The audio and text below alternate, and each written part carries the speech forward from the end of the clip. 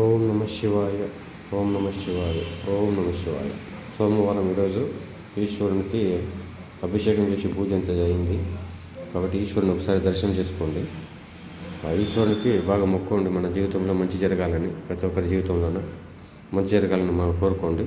అదేవిధంగా ఈశ్వరునికి ఒక చిన్న విన్నపము ఏమంటే, ఎంతోమంది దుర్మార్గులకి, దుష్టులకి, నీచులకి, నికృష్టులకి, అర్హత లేని వాళ్ళకంతా కూడా ఆ స్వామి పరమేశ్వరుడు అధికారం ఇచ్చాడు.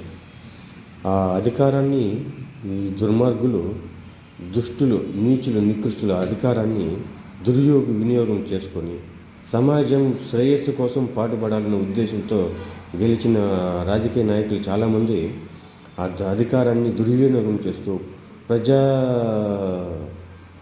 శ్రేయస్సు కోసం కాకుండా ప్రజల శ్రేయస్సుని నాశనం చేయడానికి ప్రయత్నం చేస్తూ ఉంటారు. అలాంటి దుర్మార్గులు సమాజాన్ని నాశనం చేస్తూ ఉంటారు. అలాంటి వాళ్ళకి ఆ మహానుభావుడు ఆ అధికారం ఇచ్చాడు. కానీ ఆ దుర్మార్గుల అధికారాన్ని వినియోగం చేసుకోకుండా సమాజాన్ని నాశనం చేస్తున్నారు. అలాంటి దుర్మార్గులకి, దుష్టులకి, నీచులకి, నికృష్టులకి తగిన గుణపాఠం చెప్పాలని, తప్పు చేసిన ప్రతి ఒక్కరిని ఆ పరమేశ్వరుడు శిక్షించాలని మనస్ఫూర్తిగా కోరుకుంటున్నాను.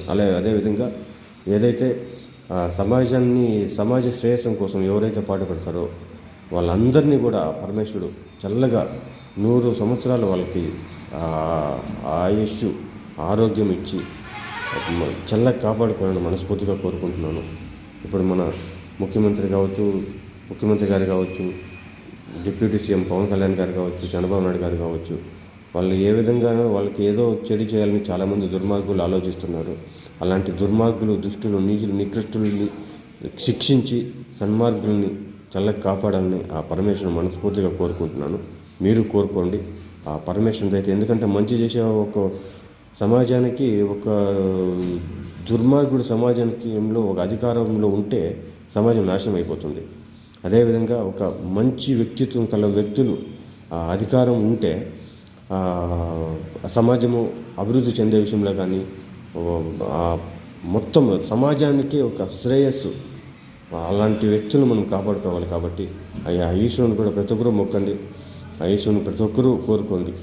మంచి వాళ్ళకి మంచి జరగాలని, ఆ దుర్మార్గులకి, దుష్టులకి, నీచులకి, నికృష్టులకి వాళ్ళు శిక్షింపబడాలని మనస్ఫూర్తిగా కోరుకోండి. ఓం నమ శివాయ.